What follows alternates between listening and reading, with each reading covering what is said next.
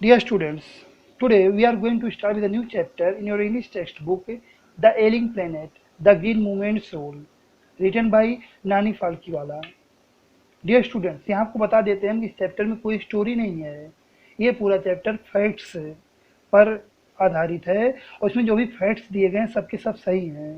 But उन facts से present time में जो डाटाज हैं या जो भी इंफॉर्मेशंस हैं वो मल्टीपल हो गए, मतलब कहीं ज़्यादा बढ़ गए हैं।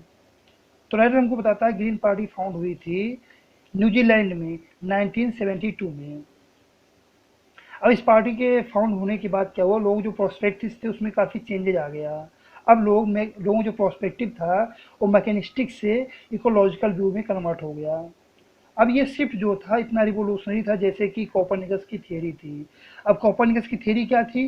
कोपरनिकस की थियरी थी कि जो अर्थ और अदर प्लैनेट्स हैं वो सन के अराउंड रिवॉल्व करते हैं, मतलब घूमते हैं।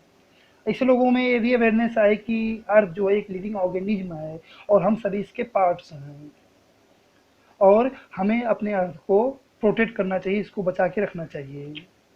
आगे राइटर हमको बताता है कि अर्थ जो है वो एक पेशेंट है जिसकी सेहत दिन ब दिन बिगड़ती जा रही है।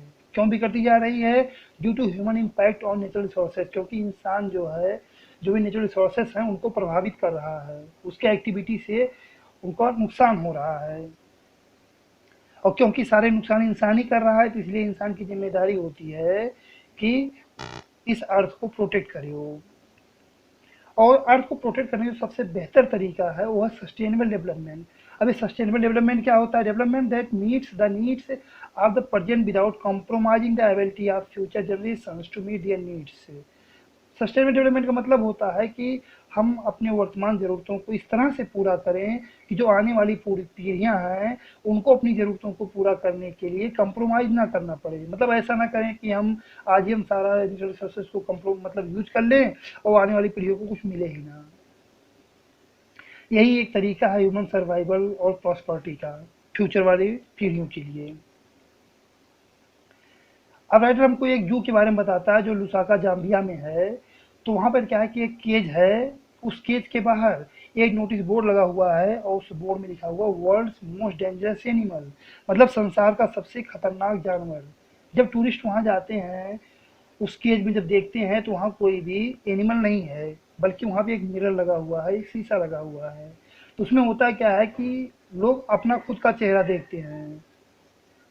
तो इससे एक मैसेज कन्वे होता है कि इंसान जो है वो खुद ही सबसे बड़ा सबसे खतरनाक जानवर है, क्योंकि जितना इंसान इस अर्थ को और इन्वायरमेंट को डिस्ट्रॉय कर रहा है, नुकसान पहुंचा रहा है, उतना कोई दूसरा प्राणी नहीं कर रहा है। आगे राइटर हमको बताता है कि जो इंसान है वो इस अर्थ पर 104 मिलियन लिविंग स्पेसीज के साथ शेयर करते हैं इस पृथ्वी को। मतलब ये कि अकेले इंसान यहाँ नहीं रहते हैं बल्कि 104 मिलियन लिविंग स्पेसीज रहते हैं। इसलिए हमको केवल अपने बारे में नहीं सोचना चाहिए, हमें उन 104 मिलियन लिविंग स्पेसीज के बारे में भी सोचना चाहिए। बैंड कमीशन फर्स्ट रिपोर्ट है, उस समय की एक कमीशन बनी हुई थी, इंटरनेशनल कमीशन बनी हुई थी, जिसमें इंडिया से एक मेंबर थे एल के झा। उन्होंने क्वेश्चन अराइज किया था वहाँ पे कि are we to leave our successors a scorched planet of advancing deserts, impoverished landscapes and arid environment। मतलब क्या हमने जो आने वाली पीढ़ियां हैं उनके लिए एक झुलसा हुआ प्लेनेट, एक ऐसा प्लेनेट जहाँ पे चारों तरफ रेगिस्तान ही रेगिस्तान हो, पूरी भूमि जो है वो अनुपजाऊ हो गई हो और पूरा इन्वायरमेंट दूषित हो गया हो। तो क्या ऐसा हम मतलब इन्वायरमेंट छोड़कर जाने वाले हैं? तो इससे क्या हुआ कि इस क्वेश्चन से लोगों में बड़ी सीरियसनेस आ गई, लोग इसके बारे में सोचने लगे, लोगों का थॉट जो है काफ़ी चेंज हुआ। आगे राइटर बताता है कि लेस्टर आर ब्राउन्स की एक बुक है ग्लोबल इकोनॉमिक प्रॉस्पेक्टिव।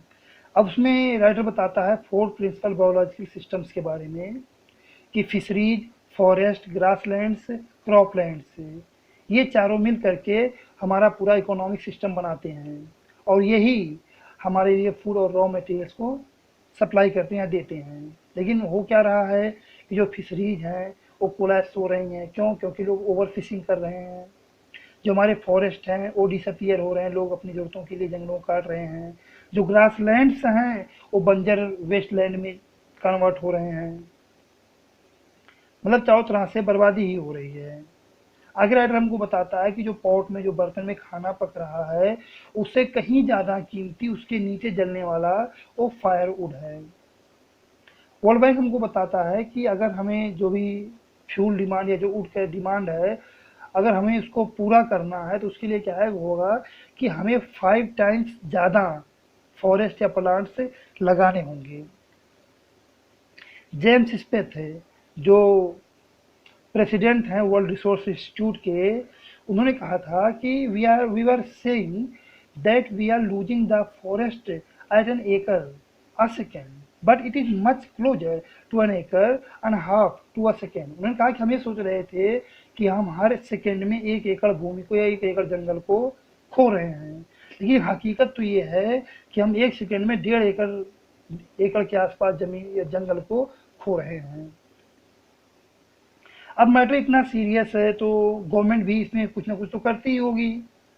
तो इंडियन कॉन्स्टिट्यूशन के बारे में बताया जा रहा है कि आर्टिकल 1448A में ऐसा लिखा गया है कि the state shall endeavour to protect and improve the environment and safeguard the forest and wildlife of the country. मतलब स्टेट जो होगा वही जंगलों की रक्षा करेगा, वाइल्ड लाइफ की रक्षा करेगा, इन्वायरमेंट को वही प्रोटेक्ट करेगा। लेकिन एक्चुअल में इंडिया में रूल्स तो बनते हैं, बट उनको कभी फॉलो नहीं किया जाता है, कभी वो इफेक्टिव रूप से लागू नहीं होते हैं। एक्चुअल लॉस जो है वो गवर्नमेंट डाटा से 8 गुना ज़्यादा है। वर्ल्ड पॉपुलेशन, अब राइटर हमको बताता है कि इसका सबसे जिम्मेदार जो है वर्ल्ड पॉपुलेशन है, क्योंकि दिन ब दिन जो है वर्ल्ड का पॉपुलेशन बढ़ता जा रहा है। हर 4 दिन में 1 मिलियन पॉपुलेशन ऐड हो जाता है। तो इससे क्या होता है कि रिच लोग हैं और रिच होते जा रहे हैं और गरीब लोग और गरीब होते जा रहे हैं। पुअर जो है मतलब गरीब लोगों के और अधिक से अधिक बच्चे होते हैं, तो इससे क्या होता है कि उनकी पॉवर्टी और ज़्यादा बढ़ जाती है, हंगर बढ़ जाता है और उनको अधिक से अधिक नेचुरल रिसोर्सेज की जरूरत पड़ती है। तो इससे क्या होगा, इन्वायरमेंट का नुकसान होता है। आगे राइटर हमको बताता है कि अफ्रीका और साउथ अमेरिका, अगर इन दोनों के पॉपुलेशन को एक में मिला दिया जाए तो उससे कहीं ज़्यादा अकेले इंडिया का पॉपुलेशन है। Role of industries, mister Edgar S Woolard जो ड्यूपॉन्ट कंपनी के मालिक हैं, उन्होंने अपने आप को chief environmental officer of the company 5 year के लिए घोषित किया था। तो इससे एक मैसेज कन्वे होता है कि अगर सारे इंडस्ट्रियलिस्ट ऐसे ही इन्वायरमेंट के बारे में अवेयर हो जाएं तो काफ़ी ज़्यादा हेल्प मिल सकता है अर्थ और इन्वायरमेंट को प्रोटेक्ट करने के लिए।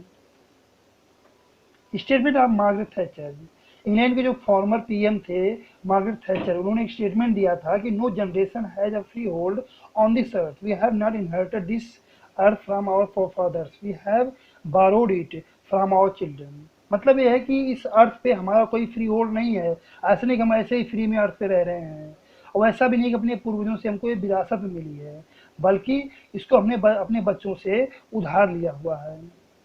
तो इस उनके स्टेटमेंट से लोगों पे बड़ा इम्पैक्ट पड़ा। कंक्लूजन में राइटर यही कहता है कि हमें अपने इन्वायरमेंट को प्रोटेक्ट करना चाहिए, सस्टेनेबल डेवलपमेंट को फॉलो करना चाहिए, और जो भी हमारे नेचुरल रिसोर्सेस हैं उसको अनायास गंवाना नहीं चाहिए, उसको बर्बाद नहीं करना चाहिए। उम्मीद करता हूँ कि आप सब अच्छे से इस चैप्टर को समझ गए होंगे। Thank you.